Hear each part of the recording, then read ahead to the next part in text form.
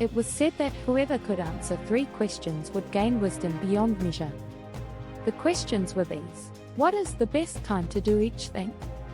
Who are the most important people to work with? And what is the most important thing to do at all times? A certain king, eager to know these answers, thought that with them he could rule perfectly, never failing in his decisions. He proclaimed throughout his kingdom that whoever could answer these 3 questions would receive a great reward. Many came to the palace: scholars, priests, and nobles, each with their own answers. One said, "To know the best time, you must follow a strict schedule, planning every moment in advance."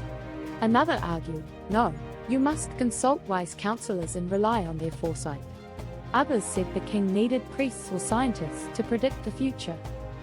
For the second question, some claimed the most important people were administrators, others said warriors, and still others insisted on priests or doctors. For the third, answers varied widely. Some said science was most important, others wealth, others military might, and some religion. The king, unsatisfied with the conflicting answers, gave no reward. He decided to seek the wisdom of a hermit who lived in the forest, known for his simplicity and insight. The hermit never left his hut, and he received only common folk, so the king disguised himself in plain clothes, left his guards behind, and rode to the forest alone. When the king reached the hermit's hut, he found the old man digging in his garden, frail and breathless from the labor. The king approached and said, "Wise hermit, I have come to ask for your help with 3 questions. What is the best time to do each thing? Who are the most important people to work with? And what is the most important thing to do at all times?"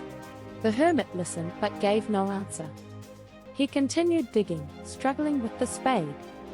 Seeing his weakness, the king said, "You are tired. Let me help." He took the spade and began to dig. The hermit thanked him and sat down to rest. The king dug for hours, making 2 garden beds, but still the hermit gave no answers. At last, the king stopped and repeated his questions. The hermit replied, "Rest now, and we will talk." But at that moment, a man came running from the forest, clutching his stomach where blood poured from a deep wound. The king and the hermit carried him to the hut, where the king washed the wound and bandaged it with his own cloth. The man was weak, so the king gave him water and laid him on the hermit's bed. Exhausted, the king fell asleep on the floor. In the morning, the wounded man stirred and, seeing the king, spoke with difficulty. "Forgive me," he said. The king, confused, asked, "Why do you ask forgiveness? I do not know you." The man confessed, "I am your enemy. I swore to kill you for seizing my land and executing my brother. I planned to ambush you, but your guards wounded me and I fled.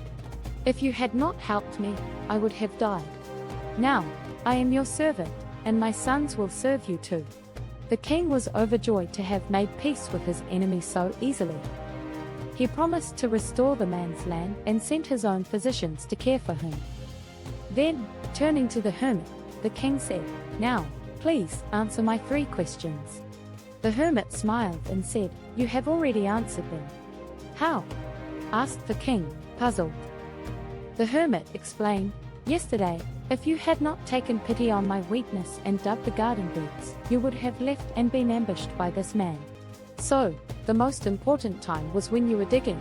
I was the most important person, and helping me was the most important thing.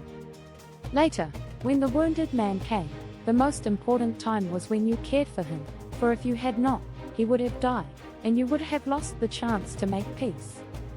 He was the most important person, and tending to his wounds was the most important thing. Understand this, the most important time is always now, because it is the only time you have power to act. The most important person is the one you are with, for no one knows if you will meet another. And the most important thing is to do good for the person you are with, because that is the purpose of life." The king, at last, understood. He thanked the hermit and returned to his kingdom, carrying the answers not in words alone, but in the truth he had lived.